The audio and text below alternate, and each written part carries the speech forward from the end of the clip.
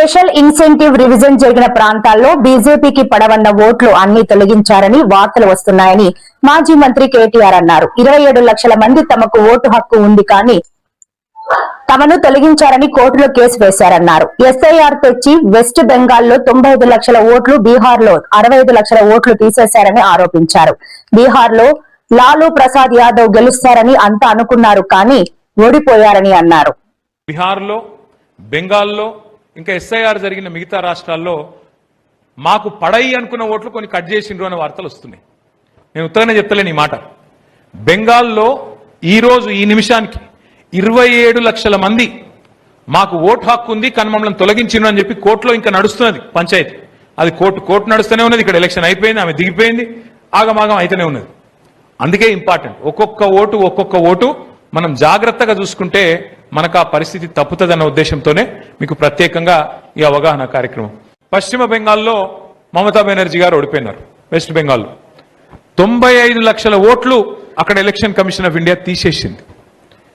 బీహార్లో అక్కడ లాలూ ప్రసాద్ యాదవ్ గారి పార్టీ గెలుస్తుందని చాలా మంది అనుకున్నాం, కానీ ఆ పార్టీ ఓడిపోయింది. 65 లక్షల ఓట్లు అక్కడ తీసేసిండ్రు. తమిళనాడులో అక్కడ కూడా మన స్టాలిన్ గారు ఓడిపోయినారు. స్టాలిన్ గారు సొంత నియోజకవర్గంలో 80,000 ఓట్లు తీసేసిండ్రు. ఆయన ఒక 10-15 వేల ఓట్లతో ఆయన ఓడిపోయాడు. ఇప్పుడు 25 జూన్ నుంచి ప్రారంభమయ్యే కార్యక్రమం ఏదైతే ఉన్నదో స్పెషల్ ఇంటెన్సివ్ రివిజన్, ఇది చాలా చాలా చాలా ముఖ్యమైన కార్యక్రమం.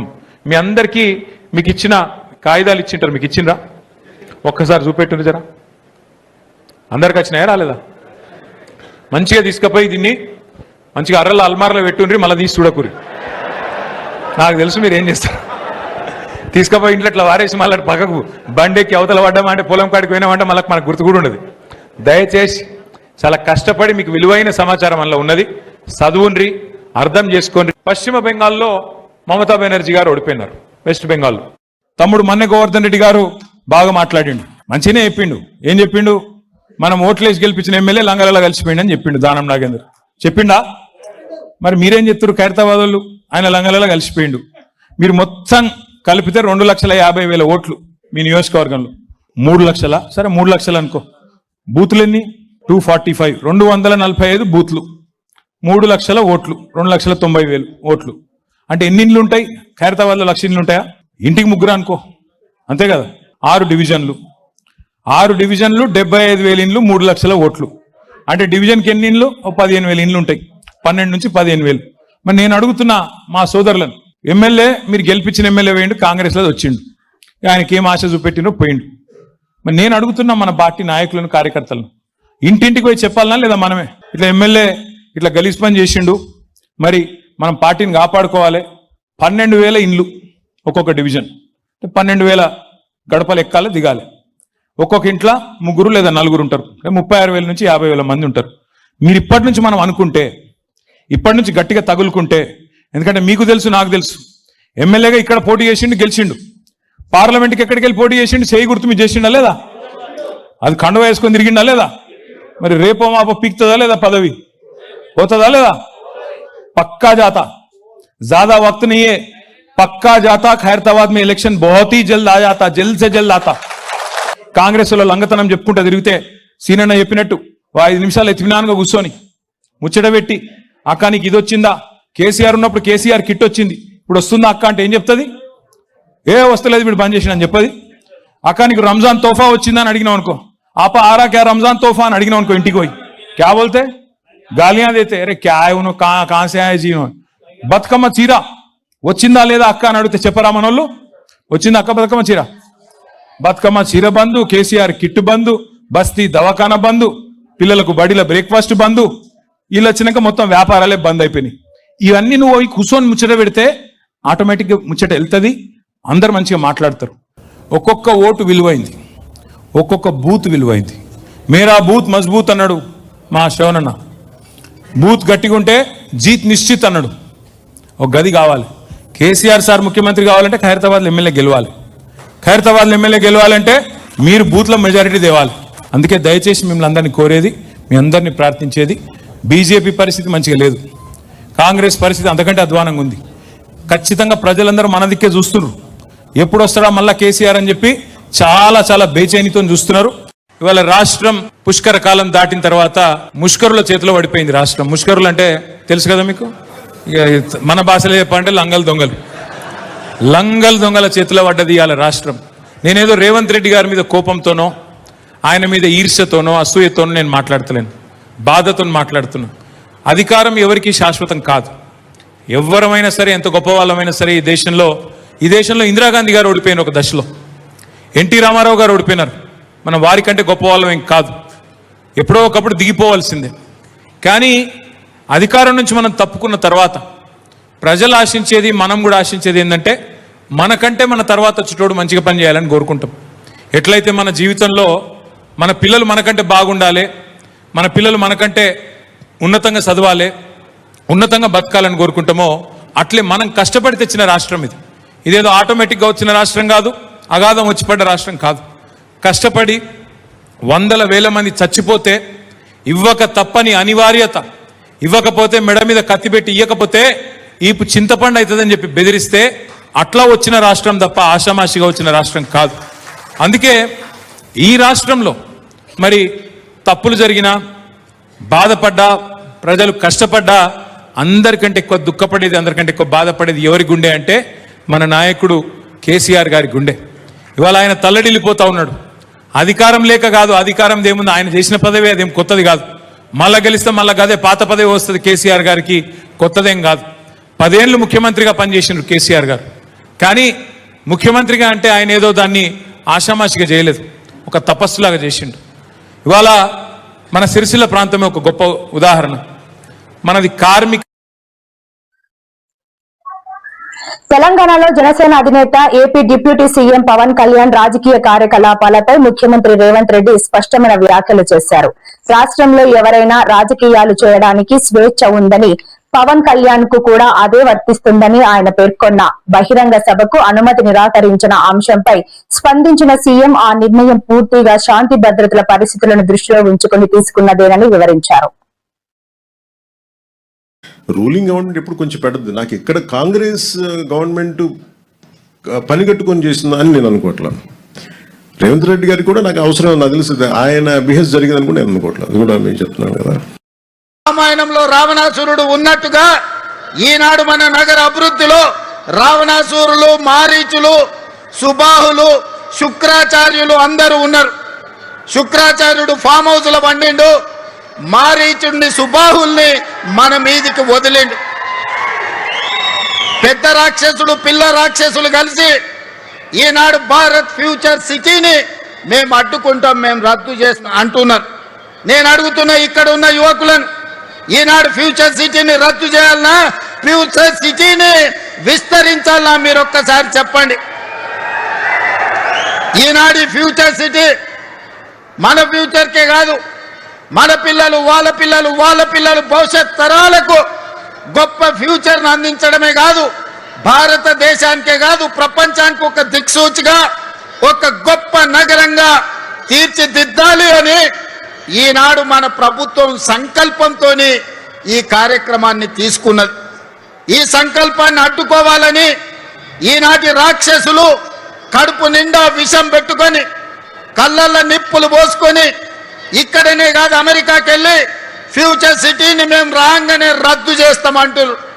అయ్యా, మీరు రద్దయిపోయిన 1000 నోటు లాంటోళ్ళు, మీకు గతమే ఉంది కానీ మీకు భవిష్యత్తు లేదు. మిమ్మల్ని తెలంగాణ ప్రజలు తిరస్కరించారు, మిమ్మల్ని తెలంగాణ ప్రజలు శ్మశానానికి పంపించారు. ఇక మీకు భవిష్యత్తు లేదు. ఈ భవిష్యత్తు నగరాన్ని రద్దు చేస్తామంటే వచ్చేసారి ప్రతిపక్ష హోదా కూడా రాదు. ఈ ప్రాంత ప్రజలు బండకేసి కొడతారని ఈనాడు నేను చెప్పదలుచుకున్నా.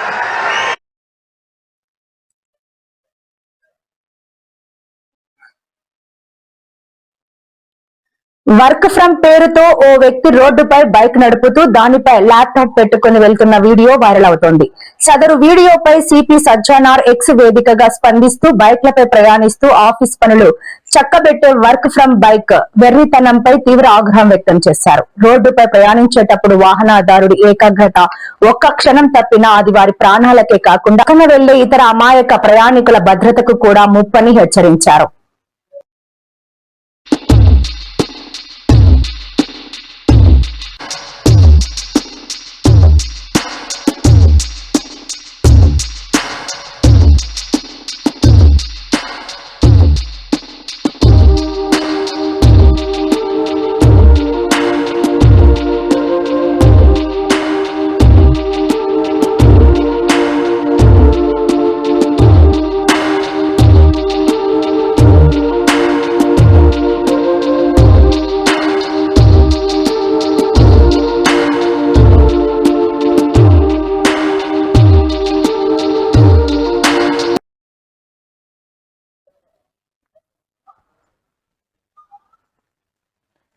మెగా డిఎస్సీపై మాజీ సీఎం జగన్మోహన్ రెడ్డి మరోసారి సంచలన ఆరోపణలు చేశారు. అది మెగా డిఎస్సీ కాదని మెగా స్కామ్ అని ఆయన అభివర్ణించారు. సీఎం చంద్రబాబు, మంత్రి నారా లోకేష్ చేసిన చీకటి కుట్ర అని జగన్ వ్యాఖ్యానించారు. ప్రతిభావంతుల జీవితాలలో చెలగాటమాడారని మండిపడ్డారు. 16,000 పోస్టుల భర్తీ వారి కాసులు కురిపించిందని ఆరోపించారు. అవకతవకలు అవినీతికి వేదికను చేసిందని జగన్ మండిపడ్డారు.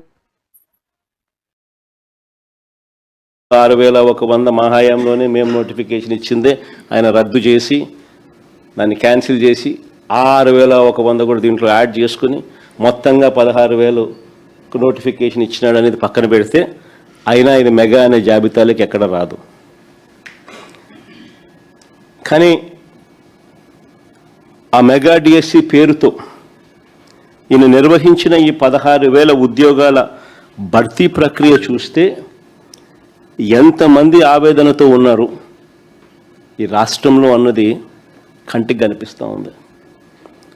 వీళ్ళు చేసిన గోల్మాల్ వ్యవహారాలతో, వీళ్ళు చేసిన స్కాముల నిర్వాహకం వల్ల ఎంతమంది కన్నీళ్లు పెడతా ఉన్నారు ఈరోజు రాష్ట్రంలో కనిపిస్తూ ఉంది. నిజంగా ఎంతమంది రోధిస్తూ ఉన్నారు అన్నది కూడా కనిపిస్తూ ఉంది. గవర్నమెంట్ అంటే ఒక భరోసా. అలాంటి భరోసా ఈరోజు పోయిన పరిస్థితుల్లో ఈరోజు ఈ రాష్ట్రంలో ఈరోజు మన పిల్లలు, జెన్జీ పిల్లలు ఇవాళ కొట్టుమిట్టాడుతూ ఉన్నారు. చంద్రబాబు నాయుడు గారిని ఒకసారి గమనిస్తే ఒక అబద్ధానికి, ఓ మోసానికి, ఓ వెన్నుపోటుకి, ఓ దగాకి, ఓ స్కామ్కి, వీటికి చొక్కా ప్యాంటు కనుక తగిలిస్తే కనిపించేది చంద్రబాబే. చంద్రబాబు నాయుడు గారి రాజకీయ జీవితం చూసినా, ఈ 2 ఏళ్లలో ఆయన సూపర్ 6లు, సూపర్ 7లు చూసినా, తానిచ్చిన మేనిఫెస్టో హామీలు ఇంకా లోతుగా చూసినా, ఇవాళ టీచర్ల రిక్రూట్మెంట్ చూసినా మనకు కనిపించేది ఇవే: దగ, మోసం, అబద్ధాలు, స్కాము. ఈ స్పోర్ట్స్ కోటా కింద ఉద్యోగాలకు ఒక్కొక్క పోస్టుకు 15 లక్షల నుంచి 20 లక్షల దాకా అమ్ముకుంటూ బేరసారాలు జరుగుతూ ఉన్న వీడియో కూడా బయటకు వచ్చింది. ఒకసారి ఆ వీడియో ప్లే చేయండి ఒకసారి.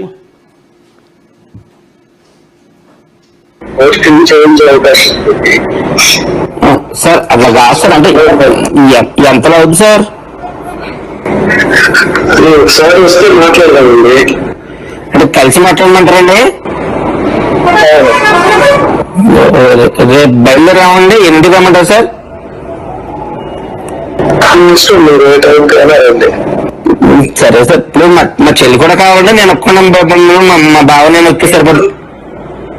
మీరు ఎక్కడైనా రండి, మీ ఒక్కడైనా రండి, ఆవిడ కాదు పర్లేదు, మీరే మాట్లాడుకోవడం చేసుకుంటాండి. అవును సార్. సరే సార్, అయితే రేపు 10 గంటలకల్లా వచ్చేస్తాను సార్. వచ్చి మీకు కాల్ చేస్తాను సార్ ఈ నెంబర్కి. మ్యాక్సిమం ఒక వస్తే బెటర్, ఇద్దరు వస్తే కూడా ఒకరితోనే కదా మాట్లాడేది. ఇంకా మీరు నెక్స్ట్ వాళ్ళు చెప్తారు కదా సార్. ఏం లేదు, కొంచెం ఇది సీక్రెట్ గా చేసుకున్నారు కదా. ఓకే, తప్పకుండా సార్, నాకు అర్థమైంది సార్. ఏమో సార్, ఎంతానంటే నేను ఒకసారి మరి ఫిగర్ చెప్తే నేను ఒకసారి రెడీ చేసుకుంటాను సార్. మేము కూడా అందుకని అడుగుతున్నాం సార్. సార్ ఇది డిఎస్సీలో పోస్టింగ్ ఐడియా ఉంది. అవును సార్. మీరు వచ్చేసి మార్కెట్ ఇప్పుడు 15 లక్షలు అట్లా నడుస్తుంది. బాబు ఎంతంటే పెట్టలేమండి. ఏంటంటే డైరెక్ట్ గా పోస్టింగ్ ఇవ్వట్లేదు కదా. సరే, అందుకన్నా మీరు వచ్చి మాట్లాడితే నెగోషియేషన్స్ చేద్దామంటే చేద్దాం. సరే సార్, అయితే ఓకే అండి. మాట్లాడతాను. ఓకేనా? అలాగే అండి. నేను యాక్చువల్ ఏంటంటే నేను ఇప్పుడు టైం తక్కువ ఉంది కాబట్టి ఇంటికే పంపించి మాట్లాడుతున్నా. ఇంట్లోనే మాట్లాడుతున్నా. Okay sir. అలాగే సార్, కొంచెం పర్సనల్ గా వస్తే మాట్లాడుతున్నా. తప్పకుండా సార్. ఓకే అండి, thank you sir.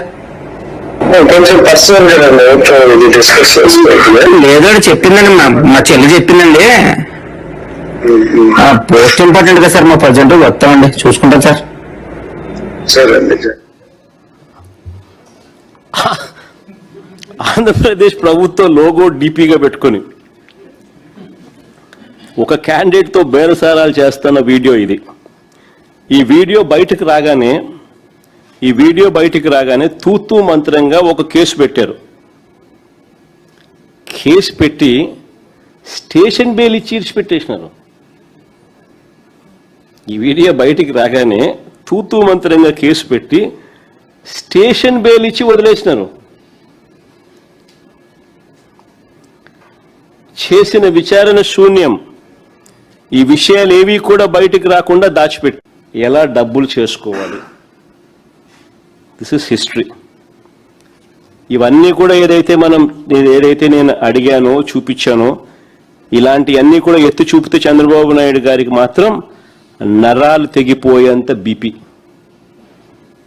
Blood pressure ఎంత ఎక్కువ వస్తుందనంటే ఒక్కోసారి నాకే భయం వేస్తుంది, నేను పోతాడేమో అని చెప్పి. ఎప్పుడైనా పొరపాటున నిద్రపోయేటప్పుడు ఎవడన్నా అట్లా తలుపు అట్ట కొట్టి మావిగన్ అని చెప్పి ఓడని అన్నాడు అనుకో, టకా అని చెప్పి మనిషి ఏమవుతాడో ఏమో అని చెప్పి ఒక్కోసారి భయం వేస్తుంది. నరాలు తెగిపోయేంత బీపీ. అందుకే ప్రశ్నించిన ఏ ఒక్కరిని కేసులు, అరెస్టులు, ఎవరైనా మీరు ప్రశ్నించండి, ఎక్కడైనా కానీ ప్రశ్నిస్తే చాలు కేసులు, అరెస్టులు భయపెట్టడం. నిజంగా చంద్రబాబు నాయుడు గారిని ఒకసారి గమనిస్తే ఒక అబద్ధానికి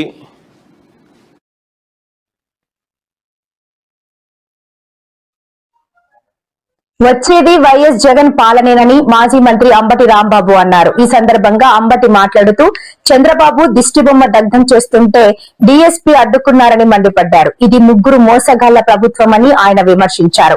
చంద్రబాబు ప్రపంచ మోసగాడు, లోకేష్ ఆల్ ఇండియా మోసగాడు, పవన్ కళ్యాణ్ ఆంధ్ర మోసగాడు, కూటమి పని గోవిందా గోవిందా అని అంబటి రాంబాబు ఎద్దేవా చేశారు. 2 సంవత్సరాలకే కూటమి పని గోవిందా గోవిందా, కూటమి పని అయిపోయింది. ఇచ్చిన వాగ్దానాలు నెరవేర్చకపోగా దబాయింపులు అయిపోయింది. 2 సంవత్సరాలకే కూటమి పని గోవిందా గోవిందా, కూటమి పని అయిపోయింది. ఇచ్చిన వాగ్దానాలు నెరవేర్చకపోగా దబాయింపులు.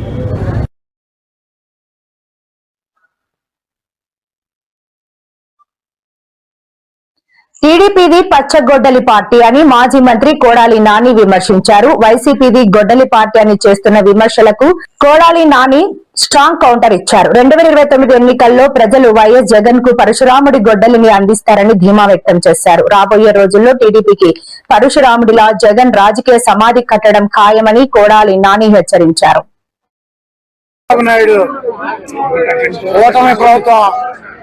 ప్రమాణ స్వీకారం చేసి 2 సంవత్సరాలు పూర్తయింది. ఈ 2 సంవత్సరాల్లో చంద్రబాబు చెప్పినటువంటి సూపర్ 6 వాగ్దానాల్లో ప్రతి మహిళకి 18 సంవత్సరాలు దాటినటువంటి ప్రతి మహిళకి 1500 రూపాయలు ఇస్తానని చెప్పాడు.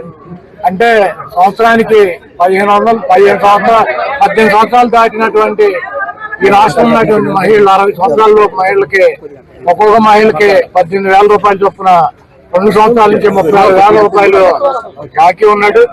అదేవిధంగా ఈ రాష్ట్రంలో ఉన్నటువంటి 30 లక్షల మంది నిరుద్యోగులకి 3,000 రూపాయలు నిరుద్యోగ గుర్తిస్తానని చెప్పాడు. ₹1 బిళ్ళ కూడా ఇవ్వలేదు. వాళ్ళకి 30 లక్షల మంది నిరుద్యోగులకి మరి 72,000 రూపాయలు ఆయన బాకీ ఉన్నాడు. అదేవిధంగా ఈరోజు నిరుద్యోగులకి డిఎస్సి ఎగ్జామ్స్ పెట్టి నేను మెగా డిఎస్సి పెడతానని చెప్పి గతంలో వైఎస్సీపీ ఉండగా 10,000 మందికి మెగా డిఎస్సి పెడతా వాటిని క్యాన్సిల్ చేసి ఇంకొక 6,000 మందిని కలిపి 6,000 మందికి డిఎస్సి ఇచ్చానని గొప్పలు చెప్తున్నటువంటి ఈ ప్రభుత్వం జగన్మోహన్ రెడ్డి గారు అడుగుతున్నటువంటి ఏ క్వశ్చన్ కి కూడా ఆన్సర్ చెప్పేటువంటి పరిస్థితి లేదు. ఈ రోజు నిరుద్యోగులకి సక్రమ మార్గంలో ఇవ్వాల్సినటువంటి ఉద్యోగాలను కూడా మరి బంధుప్రీతితో పార్టీ పార్టీ ప్రీతితో డబ్బు మీద మమకారంతో మరి నిజంగా కావాల్సినటువంటి వాళ్ళకి ఏమో అన్యాయం చేసి ఈ రోజు వాళ్ళ డిఎస్సీ ఉద్యోగులు పొట్ట కూడా కొట్టినటువంటి ప్రభుత్వం ఈ ప్రభుత్వం.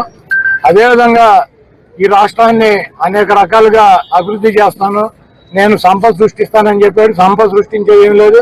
జగన్మోహన్ రెడ్డి గారు 3,50,000 కోట్ల రూపాయలు 5 సంవత్సరాలు అప్పు చేసి 3 లక్షల కోట్ల రూపాయలు ప్రజలకే సంక్షేమ కార్యక్రమాల ద్వారా అందిస్తే ఓకే గగ్గోలు పెట్టినటువంటి ప్రభుత్వం ఈ రోజు 3,50,000 కోట్ల రూపాయల పైన ఈ 2 సంవత్సరాల్లో అప్పులు చేసి అంతా కూడా ఆ కాంట్రాక్టు ఈ కాంట్రాక్టు ఈ వర్క్ ఆ వర్క్ అని చెప్పి ప్రజల సొమ్ముని లూటీ చేసి దోచుకునేటువంటి కార్యక్రమం మరి చంద్రబాబు చేస్తున్నాడు.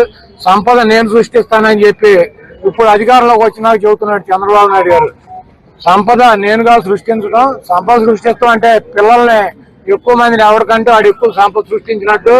నేను మా అబ్బాయి సంపద సృష్టించేటువంటి పరిస్థితుల్లో లేవు కాబట్టి మీరే మీ సంపదను మీరు సృష్టించుకోండి, మేమిద్దరం చేతగాని వాళ్ళు మాకేమి సంపద సృష్టించలేదు, మేము ఒక్కొక్కరినే సృష్టించాం, మీరు 4, 5, 10 మందిని మీరు సృష్టించుకోమని చెప్పి మనకి చంద్రబాబు నాయుడు కథలు చెబుతున్నటువంటి పరిస్థితి ఉంది. అదేవిధంగా జగన్మోహన్ రెడ్డి గారిని మా పార్టీని గొడ్డల పార్టీ అని చెప్పి చంద్రబాబు, లోకేష్, తెలుగుదేశం పార్టీలో ఉన్నటువంటి ప్రతి వాళ్ళతోనూ ఆయన ఎల్లో మీడియాతో మాట్లాడిస్తున్నాడు. అవును, జగన్మోహన్ రెడ్డి గారు ఆయన పార్టీ డెఫినెట్ గా తెలుగుదేశం పార్టీ గొడ్డల పార్టీ లాగానే కనపడుతుంది. అది గొడ్డలు మామూలు గొడ్డలు కాదు, పరశురాముడి గొడ్డలే. గతంలో మనం చూసాం చరిత్ర, గొడ్డలు ఎవరి దగ్గర ఉండేది? శివుడి దగ్గర ఉండేది.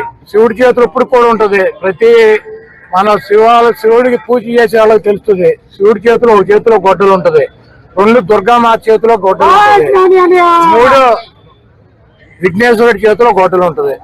ఆ గొడ్డల్ని తపస్సు చేస్తే పరశురాముడికి ఇచ్చారు. ఆ పరశురాముడు ఆ గొడ్డలతో ఆ రోజు ఉన్నటువంటి రాజుల్ని చంద్రబాబు లాగా మదం ఎక్కి ఒళ్ళు బలిసి ప్రజలను హింసించేటువంటి రాజుల్ని తెగనరికాడు. 21 సార్లు భూమి చుట్టాడు తిరిగి పరశురాముడు. ఈ రోజు 29లో చంద్రబాబు నాయుడు తుప్పు గొడ్డలు మాకు అవసరంలా. ఈ రోజు చంద్రబాబు నాయుడు గొడ్డలతో సంబంధం లేకుండా ఈ రాష్ట్ర ప్రజలు 2029లో పరశురాముడి గొడ్డలు జగన్మోహన్ రెడ్డి గారికి అందించబోతున్నారు. మీరు ఒకటి గుర్తు పెట్టుకోండి, ఆ గొడ్డలతో మీ పార్టీని, మీ అవినీతి సామ్రాజ్యాన్ని, మీ రాజకీయ జీవితాలని తెగనరికి భూమిలో పరశురాముడిలాగా పాతి పెడతాడు. డెఫినెట్ గా జగన్మోహన్ రెడ్డి గారికి గొడ్డల పార్టీ లాగా, జగన్మోహన్ రెడ్డి గారి త్రిశూలం లాగా మీకు కనబడతాడు. దాంట్లో తప్పులేదు, మీ కర్మ.